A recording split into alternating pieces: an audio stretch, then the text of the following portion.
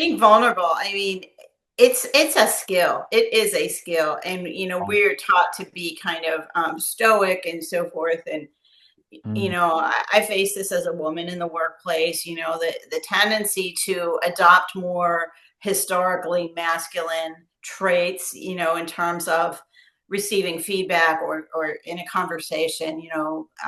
It's so we're kind of socially conditioned, if you will, to mhm, not be vulnerable. But that's where growth happens, right? When you're vulnerable, you can mm. then your human side, your human traits come forward, and that's what makes you you, right? As opposed to just another person on the team.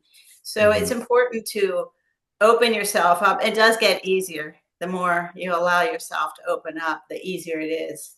So, And yeah, yeah, so if someone has a fear of vulnerability, or they're not very skilled at being vulnerable, what are some ways they can just put that into practice, or how can they start practicing that skill and get better at that?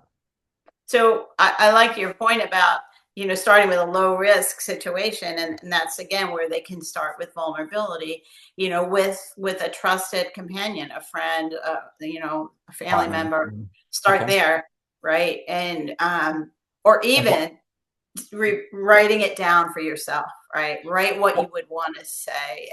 Right. Is that what it's about? So that's what I was going to say. What specifically would they be sharing? Is it just like maybe, I'm feeling really nervous about this upcoming presentation. Is that authenticity? Or like what are some examples of things they could Sure. write down or share? Or just this is a new situation for me. I've never done this before. I know it's Okay. high stakes, right? Yep. Let's say you have your new contract is dependent on the success of this presentation, right? So it could make or break your year, if you don't get that contract, that kind of thing. Yeah, so there's a lot that they could voice.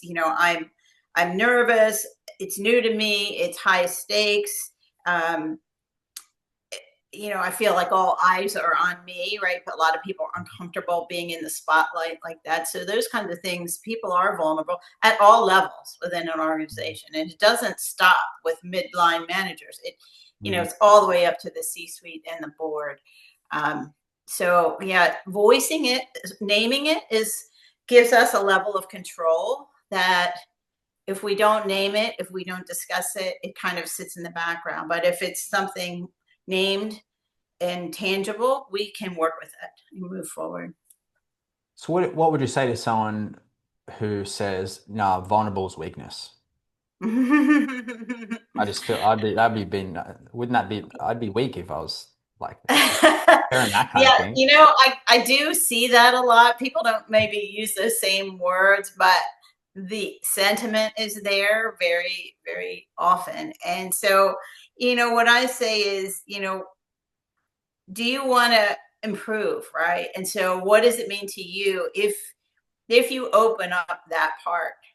What what is that going to mean to you? Like, yeah, it might be uncomfortable, but like, what ultimately, where will it get you? Well, someone might have some really good tips for you that counter your feelings of, inadequacy or what have you. You could, they might actually say something and say, "Oh, really?" And then you feel better about the whole situation, right? Or you do a better delivery of your presentation. So, Mm. if you start looking at what could come out of it, and personalize that, if a person can actually articulate what Mhm. it would mean to them and how it will benefit them, then they're going to be more motivated to try it.